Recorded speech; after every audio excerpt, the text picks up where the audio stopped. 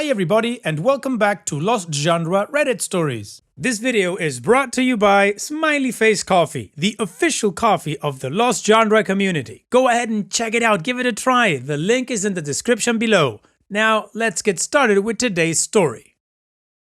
This post is from the subreddit Relationships and it's by user Ali3712. Me, 19 female with my 22 male boyfriend. He just dropped a bomb on me and I'm struggling to cope.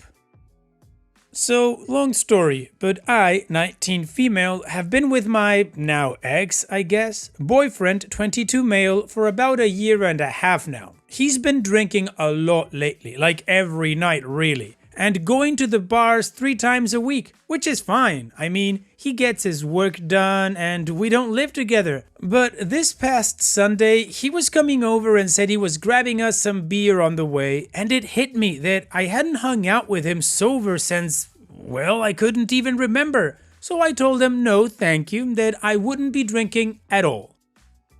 When he came over, I told him I was concerned about how much he was drinking and that it was a bad habit to make. He agreed, although sullen. I wasn't angry. I mean, he had made me quit smoking cigarettes because it was bad for my health, so it was my turn to make sure he stayed healthy as well. But since that day, he had been extremely distant from me. He would still ask to hang out, but when we were together, it was just like we were in the same space, but not really hanging out. He would be on his phone, be short with me, etc. I noticed right away and asked what was wrong, and he said he'd just been feeling blue lately. Okay, no problem. People feel blue from time to time, so I gave him some space. I've been extremely busy this week, working 40+ hours, juggling nursing school and getting all my work done by this Friday because I rented us a cabin in Gatlinburg to celebrate our anniversary. I mean, I have paid upwards of $300 or $400+ for this trip. So the date comes around and he asks if we can get dinner and if he can take me to Sephora, and he lets me pick out some things. So obviously he's been distant, but we must be okay if he's putting in this much effort, right? Wrong. I mean, it's only been 4 effing days of him being down. We get back to my place and he's back to short replies and playing a video game in my living room, and every time I try to get near him, he's just pulling away. I mean, he doesn't like cuddling in general, but it's our anniversary, so I leave him be. I did say to him, hey, I know you're feeling down, but I've had to initiate every kiss and hug today, and it's kind of an important day, so I would appreciate some effort here. Later that night, his friends called and stopped by real quick. And it was just a 180 in his attitude. He was back to himself, happy and joking. And then, when they left, we went outside, and he just went right back to being very cold towards me. And I think in that moment, I realized that something was seriously wrong. So I asked him. It must have been the millionth time, what's wrong, and that I loved dinner and I appreciated the presents, but what I really wanted was him. And he just sits down and says that we don't click anymore. He tells me he thinks that I just don't get his humor and that he can't marry someone who doesn't get him. I'm stunned. I mean, I was floored. We have such an amazing relationship up until this point. Hands down, everyone looked up to us. I asked him what he wanted to do, that I could cut down on work and we could set up days actually to get out of the house and go on adventures, and he just said he didn't know anymore. Cue some silence of me quietly crying. He asks me to please say something. And I don't, and then he says that he thinks he should go. I told him I thought that was a good idea, and that was that. So, hello Reddit, I got dumped by my initially flawless boyfriend on our anniversary, 1 day before a huge expensive trip I had paid for us and 4 days before my effing birthday. I spent last night bawling. My best friend is driving 5 hours away to stay with me in the effing non-refundable cabin I have booked, and I'm just in pieces. I don't even know where it went wrong. I mean, I thought I was a really good girlfriend. We never fought, and I've been paying for almost everything for the past 6 months since he doesn't have much money at the time. I have constantly doted upon him with gifts. I've helped him all semester with school and his planner. I mean, I could go on. And to end a year-and-a-half relationship over such a BS excuse? The only thing that's changed during the last year is that I was partying with him and drinking and generally just going out every other night. I didn't have a job, I was a bit reckless, and this year I really buckled down and got 3 jobs to afford a vacation. Ironically, because he has an internship in Bangkok for 2 months this summer, and I had planned on spending 2 weeks with him. I started nursing school and I only drink every few weeks now. Maybe he only really felt bonded to me when we were effed up together? I don't know, I'm grasping at straws. Since then, he texted me hi once, which I opened and didn't read. He then texted me saying, "Do you want to talk?" which I didn't respond to, and he's called me twice, to which I ignored both calls. I need space. I mean, even if he comes back around, how do I forgive him for leaving me in just the absolute most cruel way I can think of? He changed his profile picture of us to just him and his friends and stopped sharing his location with me. I later replied once to his requests to talk saying, "I need a few days and some space, but I do have to know, are you willing to work this out or are you just done?" He said he wasn't sure yet and added, "I hope you do know I care about you. I'm sorry, OP. I think a few days will be good for me to try and figure all this out." I replied, "You left me on our anniversary, days before a huge non-refundable trip that I had bent over backwards to make happen, and 4 days before my birthday. I love you, I really do, but I'll come to you when I'm ready to talk." His last message read, "I thought you wanted me to go last night. I didn't want to have that conversation with you last night. I'm so sorry, OP. I love you too." I'm just stunned still and angry. I need some kind words and advice. Well, OP, I agree. This situation absolutely sucks. I mean, apart from the fact that he left you on your anniversary night after this weird fight you guys had, and 1 day before this big trip that you had planned for the both of you, 4 days before your birthday, an absolutely crappy situation altogether. However, it could be a blessing in disguise. You see, you said that you guys apparently only bonded over partying and drinking and being wasted or effed up. And once you stopped being into the party life, he got cold with you, particularly after you told him that you were concerned about his level of drinking. And his excuse for being cold towards you is because you don't get his sense of humor. You're right, that is a BS excuse in my opinion, and maybe he's just not feeling the relationship anymore because he wants to be with somebody that he wants to party with and you don't want to be that. Maybe it's good that you guys broke up. Maybe that year-half relationship was just lived inside the bottle and outside of it, it's not so great. So OP, if I was in your shoes with this whole situation going on, this is where I would get off this relationship. I would say, you know what, we had a lovely time together, it was great, but I think it's time that we move on in our separate ways. So all the best to you and that's it.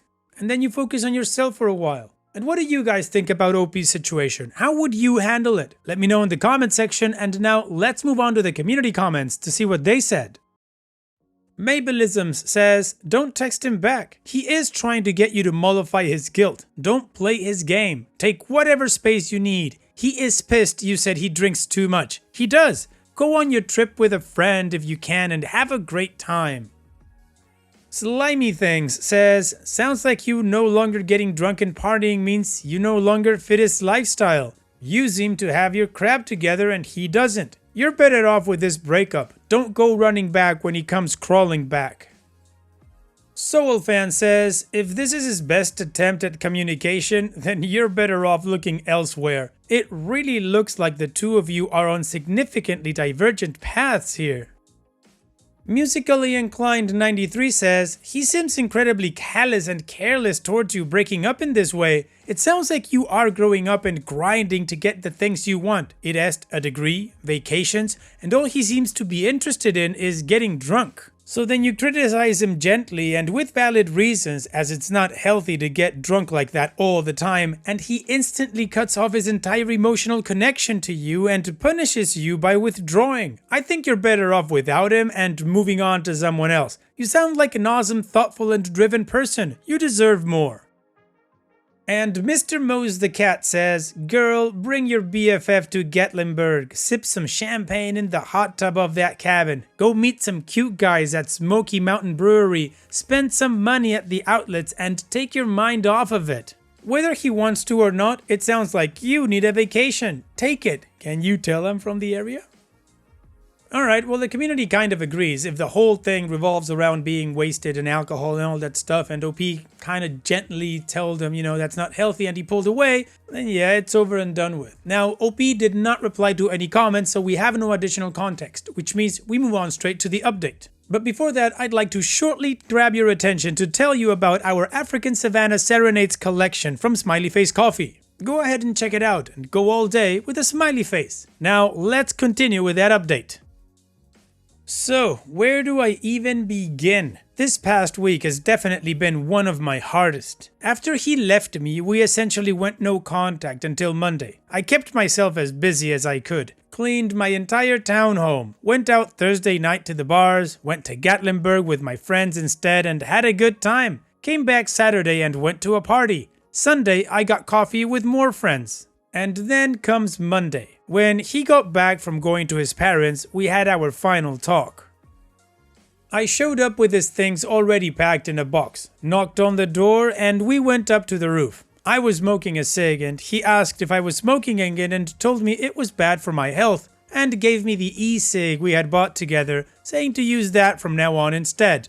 I didn't cry during our talk. I told him that leaving me that way was callous and cruel, that feeling distant is common in a long-term relationship, and that you stick it out, you just don't leave after feeling that way for 2 weeks. That the way he ended things was borderline unforgivable. He refused to believe that, saying, "I can't help when I feel what I feel," and blamed me for asking him what was wrong on our anniversary, consequently causing him to break down and tell me that I don't get his humor. He went on to say that one too many of his jokes went over my head, that humor is a big part of him, and that he's always having to explain his references to me. That he still loved me and cared for me, and that there was nothing I could have done differently, that I was the best girlfriend he's ever had, we just weren't compatible. I said after a year and a half, you don't suddenly end a relationship over a few jokes that I didn't get. And in the end, he just wasn't willing to work on us, which he agreed. I told him this was his only chance to change his mind, and he said he was sticking to his decision.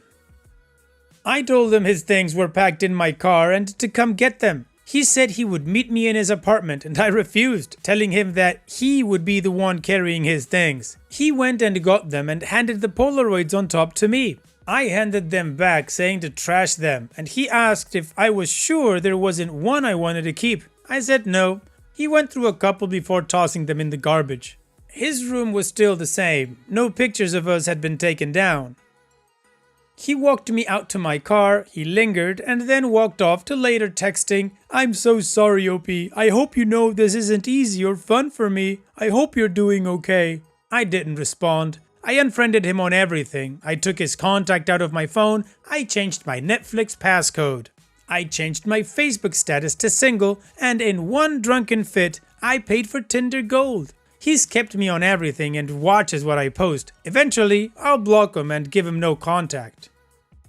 Yesterday was my birthday. He texted me saying happy birthday and all I said was thank you. Then I admitted mornings were hard and that I perked up little by little throughout the day and he agreed. Then I thanked him again and that was that. Then today I took my roommate's dog for a walk through campus and I was sitting down to cool off from the sun, and when I saw him also walking down the sidewalk, he walked up to me and chatted for a few minutes, asking how I was, what I was up to, etc., and then went off to the library to study.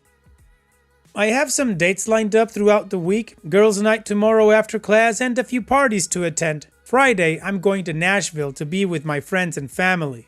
I'm going to be okay. I know I am. I'm surrounding myself with friends. I'm forcing myself to go out on dates. I don't want a relationship, just something new to keep me busy. I'm going to Florida with some of the Greek life during spring break. I'm walking for a couple of hours every day, again to lift my spirits. I'm slowly cutting him out.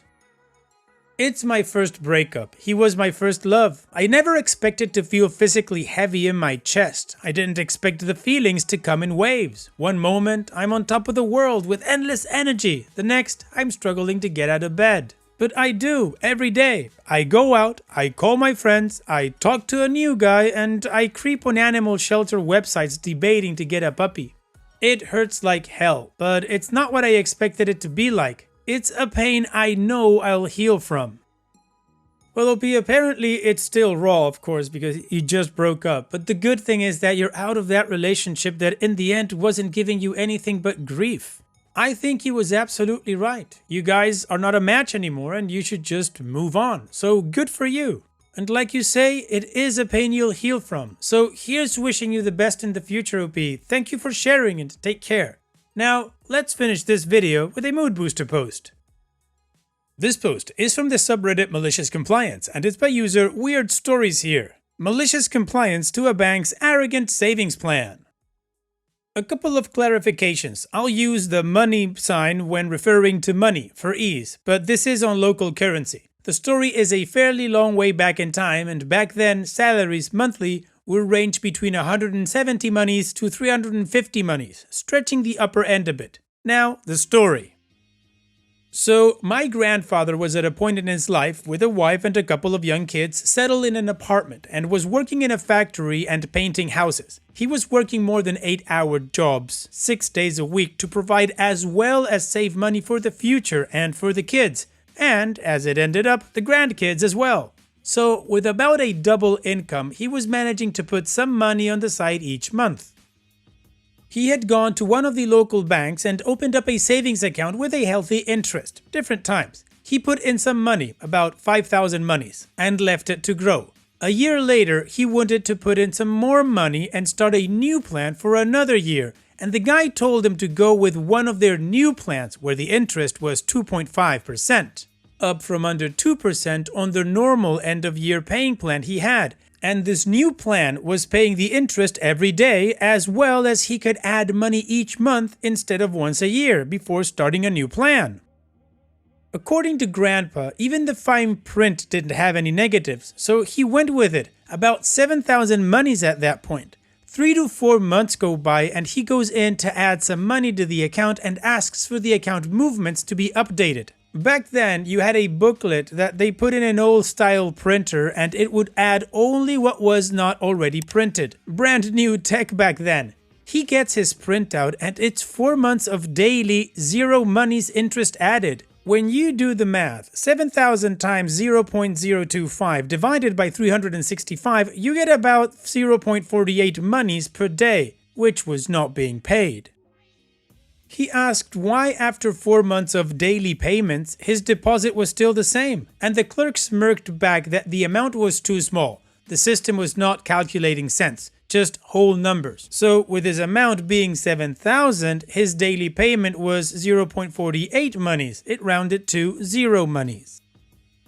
He went to the director of the bank office and mentioned everything together with the fact that for over 100 days the bank had been keeping for itself 50 cents per day. And how was that allowed? Because it was robbing the customers. And the director just responded with, "In our bank, individual offices have the right to operate semi-independently. This is why we are able to offer such a competitive interest rate. While our bank doesn't offer it officially, we are allowed to set some rules for ourselves. If you don't like it, feel free to change your position." Change your position meaning not being so poor. According to my grandfather, he was furious and just stood up and left. Went back home and read all the fine print of the contract again, only to find that information so vaguely written that it could have been talking about weather temperature calculations. Cue malicious compliance. He read it once more, and 2 days later, he went back to that office bank. He added some money to get the amount to 7,450 monies and left. No complaints, nothing. He went back 4 days later to update his booklet with recent account movements, and the system was paying 1 monies every day. Since he confirmed this, he went to the other banks where he had accounts. He was a smart man and did not want to keep all his money in one place, but now he was on a revenge mission. he took out all his money from the other banks and went back and opened up 2 more accounts with that exact same amount. He also got the bank to pay those interest payments in a separate account, making sure that the account was just right at 7,450 monies. So he started getting 3 monies, 1 money per account, every day. That was in a period when he was getting paid about 7 monies a day for about 10 hours of work, or about 15 from his 2 jobs. This continued for so long that with time passing and him saving more, he managed to get up to 8 such accounts before they shut down that plan and changed it. According to him, that ran for over 11 years. The way this worked was he was pretty much netting a 5% interest rate of the stupidity and arrogance of the bank just because most people had under 7,000 monies in savings. So everyone subscribed to that plan was getting robbed, whatever they were owed. He said that the interest rate fluctuated up and down a bit, so he ended up getting the amount up to 8,000 monies, just so he wouldn't be losing money when the rate was falling lower. He said that according to his calculations, he needed about 11,000 monies over what his money should have earned with that APY of 2.5%. Ah, nicely done to your grandfather, OP, playing the bank against itself. That is awesome. Thank you so much for sharing, OP.